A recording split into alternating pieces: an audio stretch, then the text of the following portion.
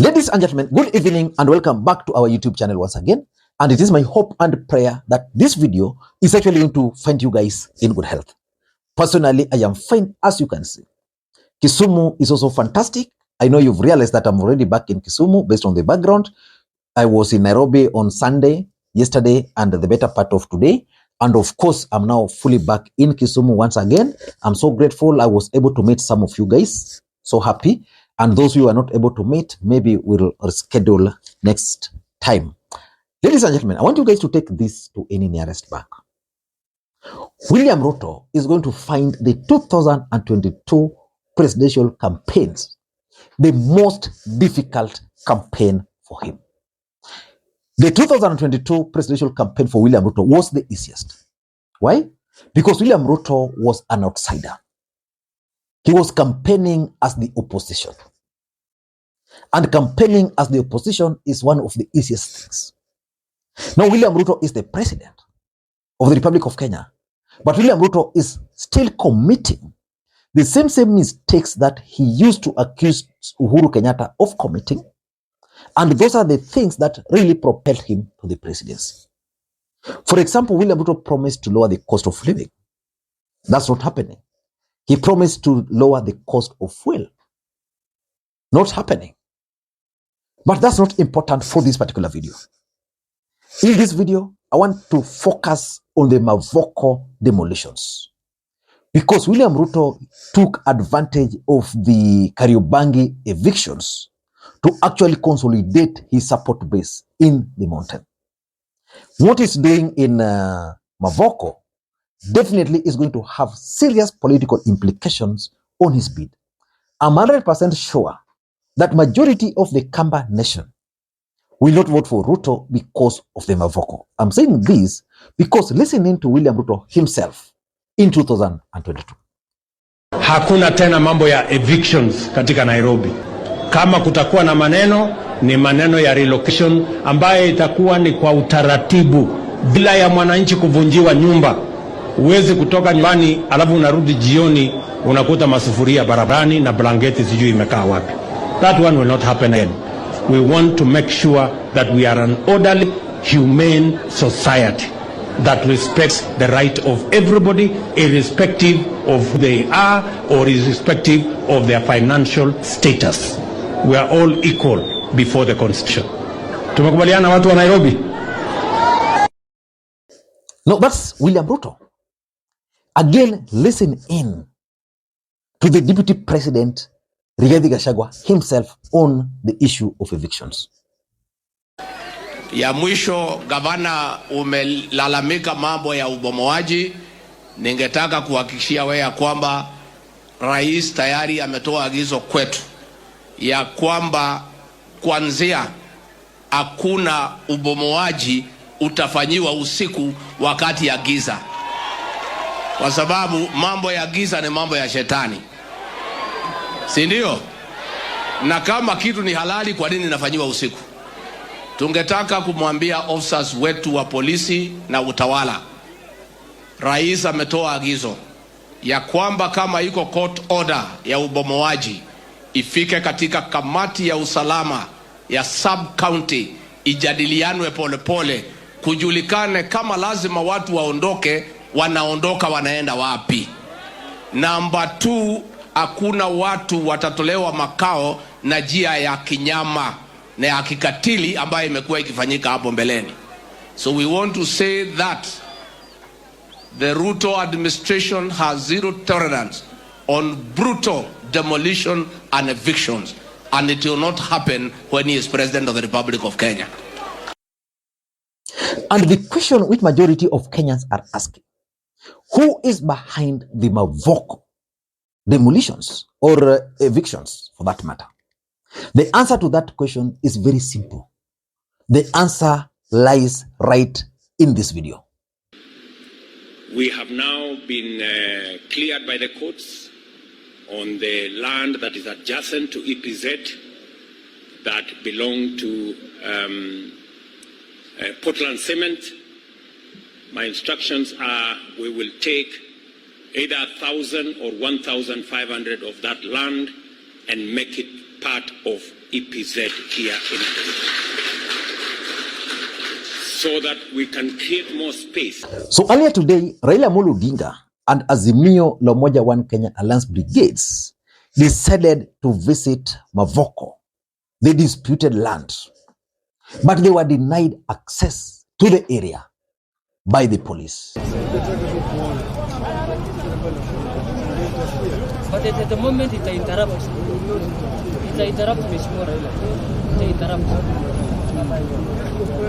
It interrupts because we know what when you start talking things will start unfolding. We after clearing the work we are doing, we can allow you to come. A day to come. We are not destroying. We are not destroying. We are doing the exact thing what was required to be done. Bringing the land back to the original place. But it is not the work of the police. It's a private property. The people demolishing are doing the private property. It's not the government's work. It's the government's work. Joseph, I think there is a middle ground here. We drive through these Azimio leaders. I cannot. Hata chakula mnakataza. I cannot. Mheshimiwa knew what happened when he came last Sunday. What happened? He knows himself, he can tell you. What happened? I came in and you refused me to talk to people? You told yourself people chased you away. How? They told you leave us alone, we are peaceful, we don't require you at this hour. That's exactly what happened. Now if we come in big delegation like this, we can't, everything will go wrong there. And people are very, very peaceful. Even us, They want just assistance to be guided to remove their things. Joseph, we are also peaceful people. What we are saying is this, there's a middle ground. Just 1 minute. The way you have formed yourselves up, 1 minute only. there is an indicator something will not 1 minute only. I want to explain. Just listen to Prime Minister. Our station. We are opposition leaders. We are the government. The government on one side, we are on this other side. You need to respect the opposition.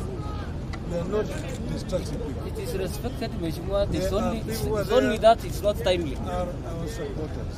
It's not timely. We want to just protect. What is the best time to come? What's the best time to come? What is the best time to come, Joseph? Until I conclude the operation. When are you concluding The the timeline, operation? my timeline is yet to go. Well, when do you anticipate you'll conclude there? Because we will come back. There's no problem. Hopefully Now, next Afande, let me ask you. I'm the area member of parliament. This is a governor, Machakos. week. No problem. This is You came yourself as an area of But you the see, parliament. even But you see the kind of assessing- the reaction assessing- that was there Musyoka, against you. Just let him answer one question. Yeah. When do we anticipate that this process will go? Probably leave it until next week. Next week. Yes. No, but we are allowed as civilians to go and see. We are not interfering with The the time work to that's see going on. is not yet. The operation is we are- still we going are on. not A lot of interfering. activities are going on there. We are not interfering with whatever they are doing. But we are entitled It's to a go direct and see. interference because who are you going to Because see? we want You are to- seeing the person who is removing his own belongings, we want telling him to stop, come and hear what he wants No, to say. no, that's not what we are using. That's We exactly want what to you're talk to the country about what is going on here. And we are not allowed to stop us. Because it is not a government operation. Vile mimi nauliza kama This is not a context between the government. It's not a context between the government and the nauliza. This is just a simple Nikubaliwe thing. basi. Nikubaliwe niende nione tu watu wangu wako aje. If I confused him as the area MP and you as the and now as you as the governor, you just see me Umenikataza. same status. Sawa. Joseph, it's fine. Sawa, I think what we can do. Thank you. Joseph, just 1 minute. Don't go away. Don't run away from us. You have We are concluded. just talking. Listen, this one, Joseph, let me tell you. This might define your own future and the future of your No children. problem to that. So the biggest question is, why would the police block the governor of the area, the MP of the area, the MCA of the area from accessing the land? Why do you think they did that? The truth of the matter is that William Ruto issued strict instructions to block politicians from accessing the area. For me, I don't want to get into whether the guys were right, whether the police were right or what. I want us to focus on politics because William Ruto politicized the other demolitions and evictions. F4G Studios. Story ya Portland, kesi ya Portland, sio sawa, mambo si sawa. Bokambiu, Dani P, sina furaha, naimba hisia zangu. Wingu la chozi limekumba nchi yetu. Sina furaha, naimba hisia zangu. Sio sawa, Athi River kumewaka. I want to focus on why Raila Odinga, Kalonzo Musyoka, and Azimio La Umoja One Kenya Alliance were actually blocked from accessing the area. Before we do that, for those who are watching this channel for the first time, please take a second or two, click that subscribe button so that next time we produce a video like this, YouTube will automatically notify you. And to the subscribers, I want to continue thanking you guys for your continued support, because without that support, this channel cannot be where it is. And without any further ado, ladies and gentlemen, allow me to dive in. Why do you think the government decided to block Raila Odinga, Kalonzo Musyoka, Wavinya Ndeti, and the area member of parliament from accessing the area? Number one, over the weekend, Kalonzo Musyoka was the chief guest during Uhuru Odinga's Thanksgiving in Bondo. What followed was that Raila Odinga kind of endorsed Kalonzo Musyoka's bid for the presidency in 2027. Then, the next day, Raila Odinga retracted that statement. And again, Raila Odinga appearing with Kalonzo Musyoka again in Mavoko was going to send a different signal. And that's the signal that these guys are not comfortable with, and that's why they block them. For example, after Mavoko, it's now clear to anybody that there is a working relationship between Raila and Kalonzo. That is very clear. It's coming out. So the bond between Raila and Kalonzo, which began in Siaya, is what these guys didn't want to be seen to be true. So they had to block them. Because probably by appearing there, you never know what might have followed. Maybe a crowd would have formed, they would have been received. I mean, probably things like those. So that's number one for me. Number two, I also tend to think that the government is trying to deal with the messaging of whatever is happening down there. The truth of the matter is that we've heard with our own ears, we've seen with our own eyes the cries of the people of Mavoko. So if Raila Odinga, Kalonzo Musyoka, and the political leadership went there, probably some of these guys would have narrated the real truth, what transpired, everything. So they didn't want that truth to come out. And that's why this policeman, clearly, is under strict instructions on what to say and what to tell those he was blocking. We drive through these Azimio leaders. I cannot. Hata chakula mnakataza. I cannot. Mheshimiwa knew what happened when he came last Sunday. What happened? He knows himself, he can tell you. What happened? I came in and you refused me to talk to people? You told yourself people chased you away. How? They told you leave us alone, we are peaceable, we don't require you at this hour. You know, the policeman is trying to justify that the people who are inside there, who are affected, are very peaceful. You know, that's what he's trying to suggest there. But those people, Wakuko, they are very peaceful. And he's also adding that if these politicians were to go there, then probably they would go and create chaos. And it's justifying that when the area member of parliament went there, the residents themselves told them no. So basically, I think a lot of things are happening down there. Maybe women, children, probably outside their home. I mean, pulled down. They have nowhere to go to. So the government doesn't want those pictures and images to come out. Because, for example, those are the exact things which people like Moses Kuria, people like Ndindi Nyoro, people like Kimani Ichung'wah, people like Rigathi Gachagua used to take advantage of when Uhuru Kenyatta was the president of the Republic of Kenya. For example, watch Ndindi Nyoro and Moses Kuria storming Kariobangi at that particular time.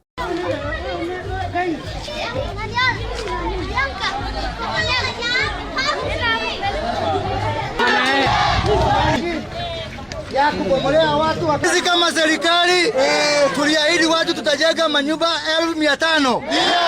Kufikia wakati huu tumebomoa manyumba 1500. Nilikuwa nafikiria Uhuru atawaletea sanitizer.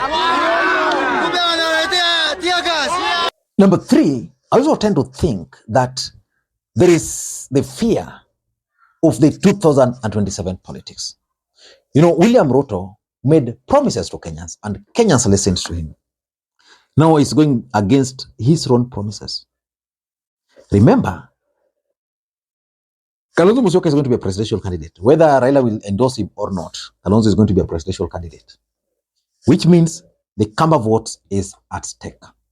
It is also emerging that actually the majority of the victims of this demolition are actually members of the Gema community who bought land there. And some of them were the main supporters of William Ruto. There's a lady who was captured there crying, and the Kenyans actually reminded her by pulling a video where he was laughing at Azimio supporters when Azimio supporters were talking about these kind of things. So it's about 2027. There's also that gentleman who lost hope and said, for me, I don't care what you are saying. My mom we built the house for my mother to stay there because she's unwell. Because where we come from is very far. So we brought her closer to here. So if you demolish her house the way you've done, then there's even no point of me. He was also one individual who voted for Kenya Kwanza. So the fear is that the impact of that demolition, because it was not well thought out, is going to have major political impact. And that's why I was surprised to see the Portland Cement issuing a statement that they want to now sell those lands and those who are already staying in those places will be given priority. That's something which they ought to have done. Basically, they're now dealing with the political impact. Number 4, if you ask me, Ruto has already broken several promises that he made. One of them now is the latest. So by Raila Odinga, these leaders coming out, they were going to remind Ruto about the promises that he made. And lastly, if you ask me, maybe these guys are just out to exercise power, to show and to prove who is powerful in the Republic of Kenya. I don't know what you think, but that's my take. Until next time, this is Lee Makwiny. Bye-bye.